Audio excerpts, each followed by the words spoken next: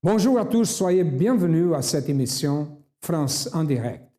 Nous allons maintenant voir le témoignage de quelqu'un qui a participé de la campagne d'Israël au centre d'accueil et a vu sa vie transformée, a réalisé ses rêves et ses objectifs. Regardez.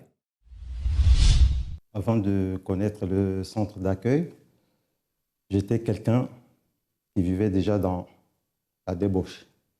J'ai découché, j'avais des maîtresses par-ci, par-là. Donc, c'est-à-dire, ça entraîne le mensonge. Donc, quand on entraîne le mensonge, donc on ne vit pas bien à l'intérieur de soi. Donc, et cela a duré plusieurs années. Donc, je vivais une vie d'apparence. C'est-à-dire, c'était comme si j'étais bien, mais je n'étais pas bien. Donc, et je salissais mon corps, puisque avec plusieurs maîtresses, il faut dépenser de l'argent, il faut entretenir. Donc, tout ça m'a poussé à contracter des dettes. La dette s'est élevée à 87 000 €. Déjà, j'avais des cauchemars, je ne dormais pas, j'étais angoissé. Donc, je ne voyais pas le bout du tunnel. Donc, c'était un cercle vicieux. Donc, c'était des pleurs la nuit. J'étais tout seul, en train toujours de pleurer, puisque je n'avais pas de solution. C'est comme ça que ma vie s'est passée pendant toute cette période. Je n'ai pas pu comprendre comment je suis arrivé au centre d'accueil. Puisque quand j'étais au Congo avec mes problèmes, mes difficultés, mon épouse est venue me chercher. Au Congo, il a payé le billet. Bon, il est venu me chercher pour qu'on rentre en France.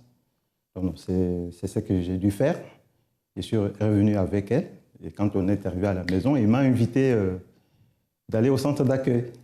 Non, quand je suis venu au centre d'accueil, la première des choses, j'ai essayé de participer. J'étais devenu maintenant mordant à la parole de Dieu. Donc, il fallait que je lutte déjà pour mon intérieur. C'est ce que j'ai dû faire pour le changement, puisque je n'avais pas de paix. Donc, j'ai des angoisses, tout ça. Je ne dormais pas. Je voulais qu'il y ait un changement à l'intérieur de moi. Donc, c'est la première campagne que j'ai dû faire pour la transformation. Donc, j'ai participé à la campagne d'Israël pour ce changement. Mais j'avais un gros problème. Donc, j'étais fiché à la Banque de France avec toutes ces dettes que j'ai dû contracter de 87 000 €. Je ne savais pas comment m'en sortir. Et c'est là où est venue une deuxième campagne. Donc, c'était dans la même année, puisqu'il y avait deux campagnes, au mois de juin et l'autre au mois de décembre. J'ai manifesté aussi ma foi. Donc, j'avais un objectif, je me suis déterminé, j'ai dit non, cette dette-là, il faut qu'elle soit effacée pour que je ne sois plus esclave. Puisque quand on est esclave de la Banque de France, on ne peut rien faire. Et j'ai déterminé ma foi. Comme j'ai travaillé, j'ai pris tout mon salaire, j'ai mis sur l'autel. Donc, après une semaine ou 2 semaines, donc la banque m'a écrit qu'il y avait un jugement. Et j'ai dit à mon épouse, aujourd'hui, c'est mon jour. Et je l'ai prise avec moi, on est parti à la Banque de France. Je n'ai même pas pris beaucoup de temps. Donc, c'est comme si Dieu il avait déjà ouvert le dossier, c'était déjà clôturé. Et je suis rentré, je ne suis resté que 5 minutes. La dame m'a dit, ta dette a été effacée. Tout ce que tu avais comme dette, comme problème avec d'autres dettes, puis c'est lié. Et tout a été effacé. Mon épouse qui était angoissée, elle n'était plus angoissée, puisque maintenant j'étais à côté d'elle. Je n'étais plus empereur comme dans son empire, comme avant. J'étais maintenant quelqu'un qui l'écoutait. Ma vie aujourd'hui, c'est un épanouissement total. Donc je n'étais plus angoissé. Je dormais bien. J'avais la patience. J'étais quelqu'un qui était devenu maintenant quelqu'un qui écoute. Valérie, aujourd'hui, c'est un homme réalisé. Il a payé ses dettes. Aujourd'hui, son foyer marche bien. Tout marche bien dans sa vie à travers la pratique d'une foi intelligente. Croyez-vous au miracle? Nous allons maintenant voir, écouter l'histoire d'une personne qui est arrivée au centre d'accueil. Elle était condamnée à la mort la science n'avait pas de solution pour elle, mais c'est bon que vous voyez. Regardez. Bonjour, je m'appelle Janice. Donc, en fait, je suis arrivée au centre d'accueil, en fait, avec des problèmes de santé. Mais avant ça, tout allait bien, en fait. J'avais une vie tranquille. J'avais jamais eu de problème. Enfin, je manquais de rien. J'avais tout ce que je voulais. Je voyageais beaucoup. Et du jour au lendemain, en fait, ma vie, elle a chamboulé. Et à l'âge de 24 ans, je suis tombée malade, du jour au lendemain. Donc là, c'est comme si ma vie, elle s'est arrêtée, en fait. Donc j'ai commencé à avoir des douleurs aux pieds, au début. Donc au niveau des chevilles, enfin au niveau de l'avant-pied, ça gonflait, ça me faisait des douleurs. Donc c'était difficile pour moi pour marcher. Et ensuite, les douleurs ont commencé vers les doigts, les poignets, ils gonflaient et je ne pouvais plus rien tenir. C'était affreux, j'ai perdu mon autonomie en fait. Et voilà, c'était une période vraiment horrible de ma vie parce que je n'avais jamais connu de maladie, les hôpitaux, j'y allais jamais. Donc en fait, c'est comme si ma vie s'est arrêtée, mes plans sont tombés à l'eau. Tous mes projets sont tombés à l'eau parce qu'en étant malade, je ne pouvais plus continuer à travailler et faire ce que j'avais à faire. Donc j'ai commencé vraiment la souffrance a vraiment commencé là, à ce moment-là. Et ensuite, j'ai fait plusieurs hôpitaux. J'ai vraiment fait les grands hôpitaux de Paris et j'étais un cas compliqué pour les médecins. Alors ça me rassurait pas du tout parce que je me suis dit, moi je suis pas médecin et les médecins soi-disant qui sont des grands médecins, des professeurs d'université me disent que j'étais un cas compliqué. Donc je me suis dit, qu'est-ce que je fais? C'est quoi ma vie en fait? Voilà. Et ensuite, ils m'ont donné des traitements, ça fonctionnait pas. Ils ont tout essayé, j'ai eu des biopsies par-ci par-là. En gros, sur un an, on va dire, j'ai eu 7 interventions chirurgicales sur l'espace d'un an. Et je suis arrivée même à un stade où je prenais 9 comprimés par jour. Et en plus, tous ces traitements en fait, que je prenais, apparemment, je devais les prendre à vie. Mais, entre-temps, donc, j'ai connu le centre d'accueil et j'ai commencé à faire des chaînes de prière, à mettre en pratique tout ce qu'on me disait. Et je mettais en pratique, j'obéissais vraiment, je me suis lancée. J'ai tellement essayé plein de choses que je me suis dit, cette porte-là, pourquoi pas, je vais frapper à cette porte et je vais peut-être voir le résultat. Une personne qui était bien, avant, tout marchait bien, d'un moment à l'autre, elle a tombé dans la maladie, gravement malade, 7 interventions chirurgicales. Elle prenait 9 comprimés par jour. Enfin, une vie complètement détruite et la science ne pouvait rien faire. La science ne pouvait rien faire pour elle. Quand nous parlons de la science, dans ce cas-là, la médecine, et quand nous disons qu'on ne pouvait rien faire pour cette personne, n'est pas une critique. Au contraire, nous savons que nous sommes limités. L'être humain est limité. Si l'être humain est limité, la science est limitée aussi. Elle n'a pas de solution pour toutes les choses. Il y a des maladies que la science ne peut pas découvrir. Il y a d'autres qui sont incurables, n'a pas de solution. Mais il existe une chose qui peut changer complètement la vie d'une personne, la foi. Regardez. Donc en fait, dès que je suis arrivée au centre d'accueil, j'avais vraiment mon cœur ouvert. C'est-à-dire, je me suis dit, j'ai frappé à tellement de portes. Mes parents, ils ont essayé toutes les solutions possibles. Et on s'est dit, bon, là c'est notre opportunité et c'était peut-être la dernière pour moi. Donc je mettais en pratique tout ce qu'on me disait, les conseils des pasteurs. C'est vrai que la première réunion, je suis arrivée, je regardais tout le monde, je n'arrivais pas à me concentrer, à fermer mes yeux et tout ça parce que c'était quelque chose de nouveau pour moi. Mais au fur et à mesure, je me suis remise entre les mains de Dieu en fait. J'ai mis en pratique, je suis arrivée à la période de campagne d'Israël. Je suis arrivée quelques jours plus tard, 4-5 jours plus tard, il y avait la campagne d'Israël. Je ne savais même pas ce que c'était. Mais je me suis dit, on m'a dit, enfin, le pasteur prêchait que la campagne d'Israël, c'est pour ceux qui veulent un miracle. Et moi, c'était mon cas. Je voulais un miracle. Donc, je me suis lancée. On m'a dit que la campagne d'Israël, il fallait faire des sacrifices, fallait faire des jeûnes, des prières. À l'époque, je ne pouvais même pas faire des jeûnes parce que je prenais trop de comprimés. J'étais faible en plus. Donc, je faisais mon mieux, je faisais ce que je pouvais. Mais en tout cas, j'ai fait mon sacrifice et mon résultat aussi, je l'ai eu. Je l'ai eu vraiment très rapidement, le résultat. Ensuite, le temps est passé, donc j'étais guérie. Le temps est passé. J'ai même commencé à chercher du travail, à me remettre dans le bain avec tout le monde. Et quelques mois plus tard, j'ai ressenti les symptômes que je ressentais avant. Donc les doutes est rentré. Je me suis dit, mais c'est la maladie qui va partir. Et j'aurais jamais dû douter parce qu'en fait, je suis repartie en arrière, même plus, j'ai reculé encore plus. Parce que, en plus des douleurs que j'avais, j'ai eu le cancer. Donc là, c'était une épreuve. Le cancer, je l'ai eu en étant à l'église. C'est pour vous dire qu'il est important de ne pas douter. Parce que quand on recule encore. On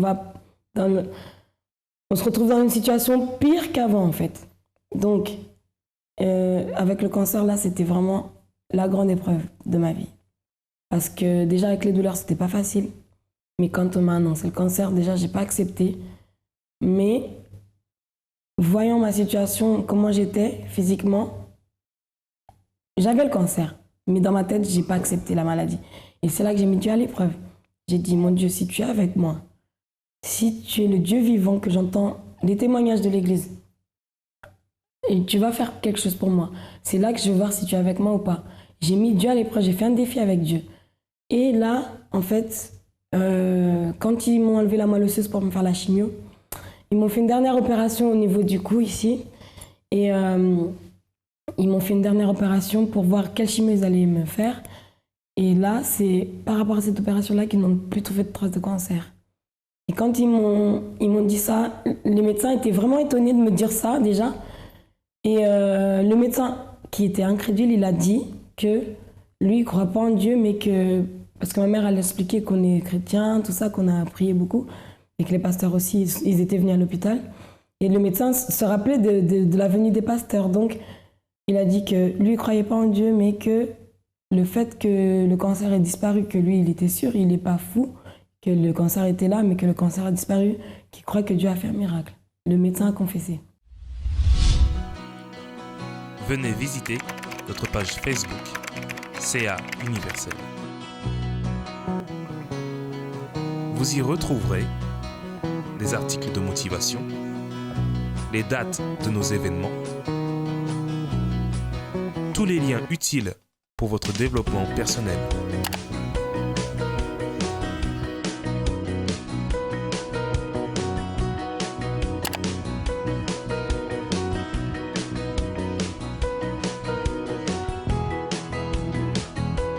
Centre d'accueil, parce que nous croyons en vous comme personne.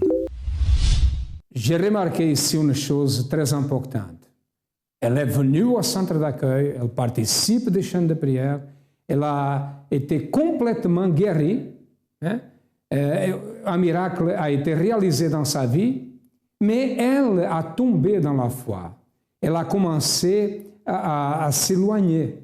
La force qu'elle avait au début, elle a pensé tout est résolu et la personne a commencé à tomber dans la foi. Qu'est-ce qui s'est passé? Elle est devenue malade, elle a eu un cancer qui allait le tuer. Mais à travers la foi, plus une fois la pratique de la foi, elle a été guérie du cancer. Les médecins ont resté étonnés parce qu'il a été réalisé un miracle dans sa vie. Ils ont constaté qu'il était un miracle. C'est comme ça, mes amis. La foi doit être pratiquée. N'est pas simplement dire Dieu existe, j'ai une religion, je prie. Non, c'est nécessaire pratiquer la foi. Nous connaissons de millions de cas au centre d'accueil dans tout le monde, de millions de personnes qui ont trouvé le miracle dans sa vie. Et vous, comment va votre vie? Quelle est la situation qui se passe dans votre vie? Les portes du centre d'accueil sont ouvertes. Nous allons savoir qui est-elle aujourd'hui. Donc maintenant, tout va bien. J'ai surpassé toute la maladie. Les médicaments que je devais prendre à vie, je ne les prends plus. Ça fait plus de 2 ans déjà. Ma santé, ça va au top. Je sers Dieu. J'ai la paix à l'intérieur de moi. Je conduis, je porte des talons alors que les talons, il fallait que j'oublie. Les médecins m'avaient dit d'oublier les talons. Je porte des talons, je conduis ma voiture, je fais tout en fait. Tout ce que je ne pouvais plus faire, je fais même plus. Dieu me donne la force de le servir, de faire plus en fait. Et aussi, donc, je me suis lancée, je suis indépendante, je travaille pour moi-même. Parce que je me suis dit, Dieu, il nous a dit d'être la tête, donc j'ai décidé de ne plus travailler pour qui que ce soit. Donc je suis indépendante. Ça avance, mon activité avance. Je suis en train de grandir financièrement. J'ai plein de projets encore et je sais que Dieu va les résoudre. Et j'ai la paix, je suis heureuse, j'ai la joie qui est là, mais ce n'est pas une joie d'une heure ou deux. La joie, elle est toujours là. Et vraiment, Dieu, il m'a montré le chemin. Et vraiment, sa miséricorde est très grande parce que c'est grâce à lui que je suis ici sur Terre. Parce que je pense que si je n'aurais pas connu le centre d'accueil, en fait, je crois que déjà, j'aurais été morte. Le cancer m'aurait tuée ou moi-même, je me serais tuée parce que les pensées de suicide étaient là aussi. Parce que j'avais beaucoup d'ambition et le fait d'être malade, mes ambitions sont tombées à l'eau. Donc, les pensées de suicide, à 2 reprises, j'ai eu envie de retirer ma vie aussi. Le centre d'accueil, en fait, c'est comme une école. On apprend en fait c'est une école parce qu'on apprend mais à vaincre nos difficultés, à surpasser chaque jour en fait les situations adverses qui viennent à nous. Donc moi je vous dis, vous qui regardez mon témoignage, peut-être que vous n'êtes pas malade ou peut-être même que vous vous êtes reconnu peut-être dans mon témoignage aussi, mais peu importe la situation que vous traversez, sachez qu'il existe une solution. Parce que Dieu, il est vivant. Le Dieu qui m'a guéri, il résoudra vos problèmes aussi. Peu importe la situation. Les problèmes même impossibles. Parce que le cancer, pour moi, c'était un cas impossible. La chimio, j'ai même pas eu à la faire. J'ai pas perdu mes cheveux. J'ai pas eu à faire la chimio. Donc, les cas impossibles, ça existe. J'en suis la preuve vivante. Aujourd'hui, elle est une personne complètement transformée, guérie. Elle a un esprit de victoire. C'est ça qui s'est passé au centre d'accueil. Ça se passe dans la vie de millions de personnes. Regardez plus de témoignages et après nous retournerons. Vous êtes au centre d'accueil depuis combien de temps? Depuis 11 mois. 11 mois. Comment était votre vie avant? Ma vie avant, elle était bloquée sur différentes sphères de ma vie. Ma vie intérieure, ma vie familiale, ma vie professionnelle. C'était bloqué. C'était vraiment une situation bloquée, surtout toute cette sphère-là. Okay. Vous avez quel âge? 30 ans. 30 ans. Ok, comment avez-vous connu le centre d'accueil? C'est mon épouse qui m'y a invité, qui m'a dit je t'invite à venir. Au début, je ne venais pas. Je ne voulais pas y aller. Et pour lui faire plaisir, j'ai décidé d'y aller un dimanche. J'y allais quelques dimanches. Elle est venue avant vous, n'est-ce pas? Elle est venue un mois avant moi, au mois de janvier. Comment avez-vous accepté qu'elle venait à l'église? Vous étiez d'accord au début? Oui, tout à fait, j'étais d'accord. Elle me disait, je vais à l'église, au centre d'accueil universel d'Ivry. Et elle a décidé, après, par la suite, de m'inviter. Donc j'ai décidé d'y aller toutes les réunions du dimanche. Et j'ai demandé une orientation, un conseil à un pasteur. Et j'ai m'intéressé, ça me faisait avancer dans ma vie.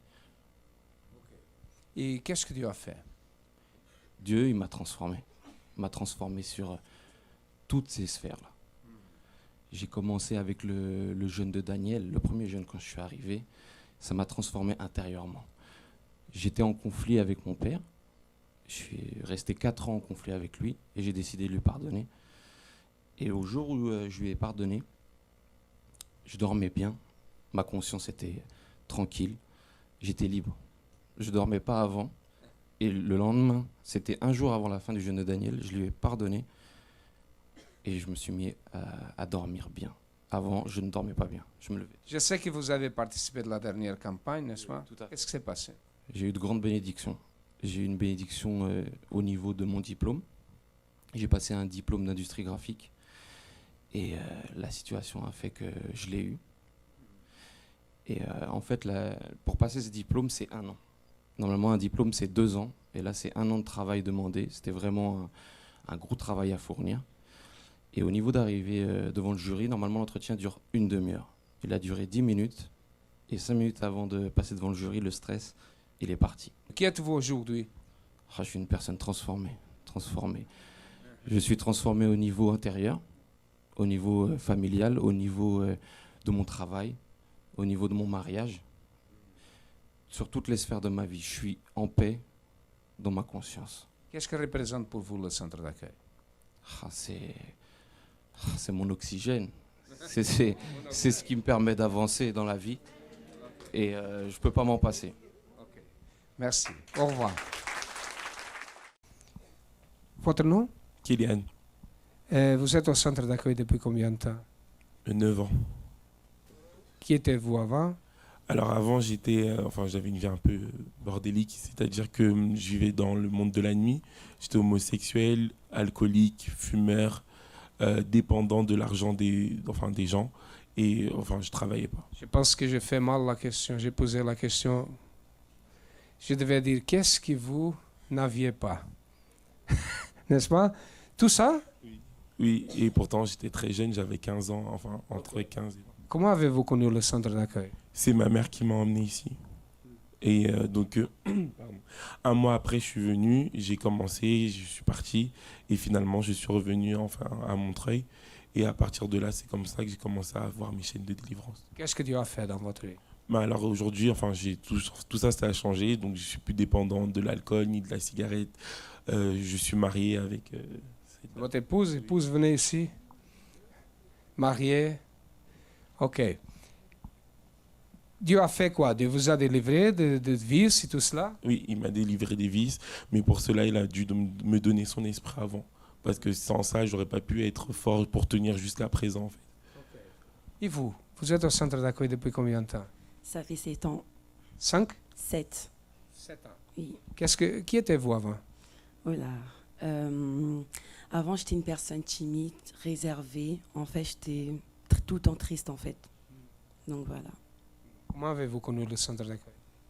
J'étais invitée par une amie. Qu'est-ce que Dieu a fait dans votre vie? En fait, il m'a donné la paix. Avant, j'avais pas envie de vivre et tout. J'ai déjà fait tentative de suicide plusieurs fois. Et maintenant, en fait... Vous avez essayé le suicide? Oui. Comment? En m'ouvrant les veines. Donc, voilà. Vous avez coupé, c'est ça? Oui. Pourquoi le suicide?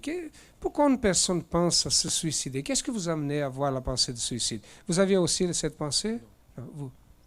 Je sais pas, j'étais pas bien. En fait, je me sentais triste, parce que j'étais complexée aussi. Je m'aimais pas, en fait. Qu'est-ce que Dieu a fait? Dieu a tout transformé. Tout en main? Oui. Le suicide? Non, je pense plus. Amen, grâce à Dieu. Que Dieu vous bénisse. Comment était votre vie avant? Catastrophe. Surtout avec mon couple et surtout avec moi-même aussi. Quand je suis rencontré mon mari, il y avait trop de problèmes avec mon mari. Donc surtout mon mari, il sortait beaucoup, il buvait beaucoup. Donc j'ai supporté ça depuis 1999 jusqu'à 2006 que j'ai trouvé la solution. Oui, il y avait un jour comme ça, je ne travaillais pas, j'étais à la maison, j'étais angoissée. Un esprit me dit que sors, j'ai sorti. Je n'avais pas même 1 euro dans ma poche. J'ai sorti, j'ai fait un tour au marché des vitrines. C'est là que j'ai rencontré une sœur qui m'a donné les semelles. Et puis quand j'ai pris les semelles, j'ai regardé, j'ai dit Dieu merci, j'ai trouvé ma solution. Et de 2006 là, j'ai commencé à lutter parce que mon mari sortait. Donc quand il sortait les vendredis jusqu'à lundi. Il n'y avait même pas de contact à la maison. Il y avait toujours des problèmes à la maison. Quand il sortait comme ça, avec 2000 euros dans la poche, pour aller s'amuser avec ses copains. Et puis, quand il partait comme ça, moi, j'ai resté à la maison, j'ai pleuré tout le temps. Un jour comme ça, j'ai décidé que, mon Dieu, à partir d'aujourd'hui, je ne pleure plus. Les jours que j'ai pris la décision qu'à partir d'aujourd'hui, je ne pleure plus. Donc, quand il sortait comme ça, moi, j'ai resté à la maison, j'ai prié. Seigneur, protège mon mari là où il est. Que ton esprit les guide, que ton esprit les contrôle. Parce que dans les boîtes de nuit, c'est pas un endroit pour avec les copains. Il y avait des problèmes aussi avec les copains. Et à partir de ça, Dieu a commencé à agir. Et puis, j'ai participé dans la campagne d'Israël de 2007, 2008 aussi. Après, Dieu a fait des miracles et aujourd'hui, je suis à l'église avec mon mari. Oui. Il est à l'église aussi? Oui, il est à l'église aussi. Il a changé? Donc, il a changé. Là, il ne sort plus. Depuis 2008, il ne sort plus. Aujourd'hui, il prie pour des autres personnes. Oui. Amen. Merci, madame. Applaudissez le Seigneur. Merci. À travers ces témoignages, hein, peut-être vous avez déjà décidé.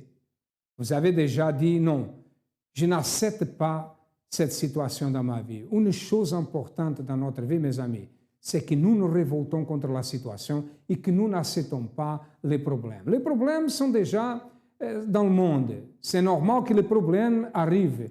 Ce qui n'est pas normal, c'est que nous l'acceptons. Au centre d'accueil, nous travaillons comme ça, c'est notre esprit et c'est ça qui a changé la vie de beaucoup de personnes. Avez-vous besoin de notre aide? Nous sommes situés au 254 de la rue du Faubourg Saint-Martin, au 10e arrondissement à Paris. Nous avons d'autres centres d'accueil. Si vous voulez un changement, cherchez le plus proche de vous, le centre d'accueil le plus proche, et certainement votre vie changera. À demain et que Dieu vous bénisse à tous abondamment.